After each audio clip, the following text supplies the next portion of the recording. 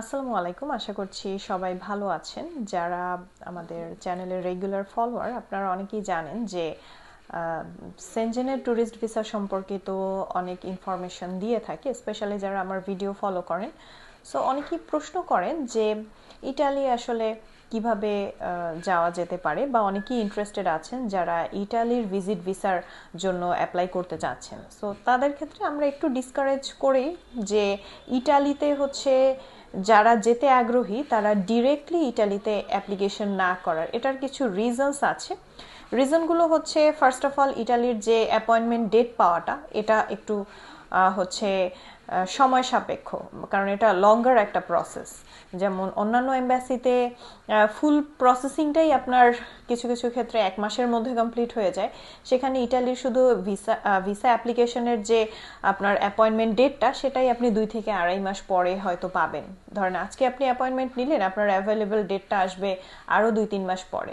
দেন আপনি সামহাউ ডেটের accordingly application submit করলেন। সাবমিট করার পরে যখন পাসপোর্টটা ওখানে জমা করবেন, সেই পাসপোর্টটা আপনার অ্যাসেসমেন্ট হয়ে ব্যাক পেতেও আপনার আরও 4 থেকে 5 মাস বা 5-6 মাস সময় লেগে যাবে।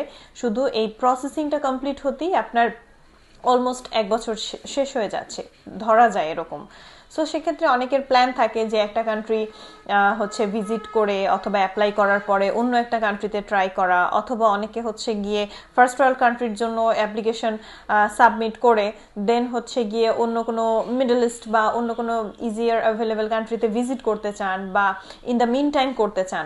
সেক্ষেত্রে যেটা হয়, আপনার পাসপোর্টটাই যদি কোনো একটা এম্বাসিতে অনেকদিন পর্যন্ত পড়ে থাকে, তাহলে কিন্তু আপনি এই প্রসেসগুলো কোনোটাই করতে পারবেন না। না আপনি অন্য কোনো কান্ট্রির জন্য অ্যাপ্লাই করতে পারবেন, আর না হচ্ছে গিয়ে এই প্রসেসের কোনো রেজাল্ট জানতে পারছেন। তো সেক্ষেত্রে করণীয় কি, এটা হচ্ছে একটা বিষয়। অনেকেই হচ্ছে গিয়ে জিজ্ঞেস করেন যে আসলে এখানে যদি আমি যেতে চাই সেক্ষেত্রে কি করা যেতে পারে। সো করার খুব সহজ একটা ওয়ে আছে। ওয়েটা হচ্ছে, আপনারা যারা সেনজেন সম্পর্কে কিছুটা ধারণা রাখেন বা কিছু নলেজ আছে, তারা জানেন যে সেনজেন এরিয়ার মধ্যে 29 কান্ট্রিজ আছে।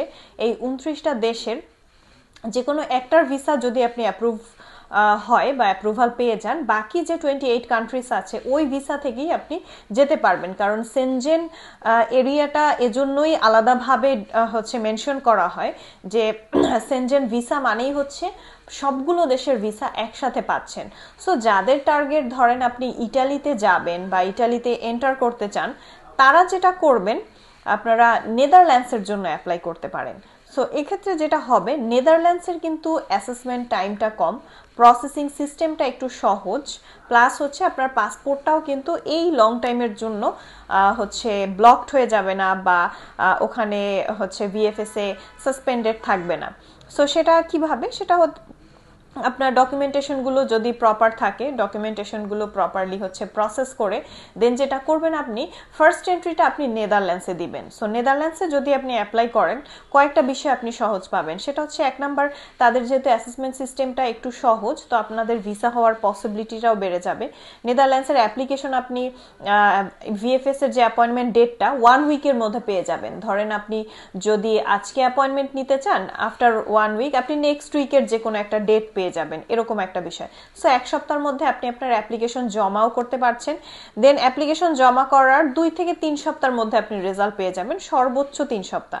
সো আপনার যেটা হচ্ছে, প্লাস হচ্ছে এই যে শর্ট অ্যাসেসমেন্ট টাইমিংটা, এই টাইমিংটার মধ্যে কিন্তু তারা একটু সহজভাবেই আপনার হচ্ছে যে প্রসেসিং এর প্রক্রিয়াটা একটু ওইভাবেই করে, যে একটু সহজভাবেই তারা আপনার পেপারসগুলো ভেরিফিকেশন করে বা একটু ফলো আপ করে, যাতে ভিসাটা আপনারা একটু ইজিলি পান, কারণ তারা ভিসা দিতে ইন্টারেস্টেড থাকে। সো সেক্ষেত্রে যেটা করা যায় যে সামহাও আপনারা যদি নেদারল্যান্ডসের ভিসাটা পেয়ে যান, তখন যেটা হবে, আপনার ফার্স্ট এন্ট্রি নেদারল্যান্ডস দেয়া আছে, আপনি সেকেন্ড এন্ট্রি দিয়েছেন ইটালি। সো তখন আপনি যেটা করবেন, নেদারল্যান্ডস গিয়ে হয়তো 1-2 দিন ভিজিট করলেন, যেহেতু আপনি ওখানে ফার্স্ট এন্ট্রিটা এক্সপ্লেইন করেছেন। ভিজিট করার পরে 1-2 দিন থাকার পরেই আপনি ইটালি চলে যেতে পারবেন। সো এটা কিন্তু সব থেকে ইজিয়েস্ট ওয়ে। ইজিয়েস্ট ওয়ে বলার রিজন হচ্ছে গিয়ে, যেহেতু আপনি একটা ভিসা দিয়েই বাকি যে কোনো কান্ট্রিতে এন্ট্রি পারমিশন পেয়ে যাচ্ছেন, সো সেক্ষেত্রে আপনার ওই কান্ট্রিতেই ডিরেক্টলি অ্যাপ্লাই করতে হবে এমন কিন্তু কোনো প্রয়োজন নেই।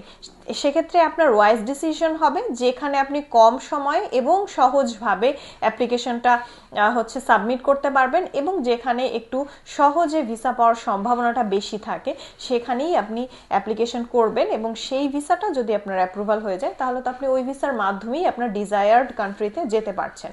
সো আশা করি আপনারা বুঝতে পেরেছেন যে কোন ওয়েতে আপনারা হচ্ছে একটা কান্ট্রির অ্যাপ্লিকেশনের মাধ্যমে আপনার অন্য একটা ডিজায়ার্ড কান্ট্রিতে এন্টার করতে পারবেন। এছাড়াও যদি ভিসা অ্যাপ্লিকেশনের প্রসেসিং আপনাদের একটু কমপ্লেক্স মনে হতে পারে, যারা চাচ্ছেন যে কোনো এক্সপার্টের মাধ্যমে বা যারা এক্সপিরিয়েন্সড তাদের মাধ্যমে আপনার অ্যাপ্লিকেশনটা প্রসেস করতে চান, তারা অবশ্যই আমাদের সাথে যোগাযোগ করতে পারেন। আমাদের অফিস লোকেশন দেয়া আছে, প্লাস স্ক্রিনে দেয়া নাম্বারে হোয়াটসঅ্যাপ আছে। আপনারা চাইলে কোনো কোয়ারিজের জন্য হোয়াটসঅ্যাপে নক করে রাখতে পারেন, অবশ্যই রিপ্লাই পাবেন, অথবা সরাসরি কল করতে পারেন। ধন্যবাদ।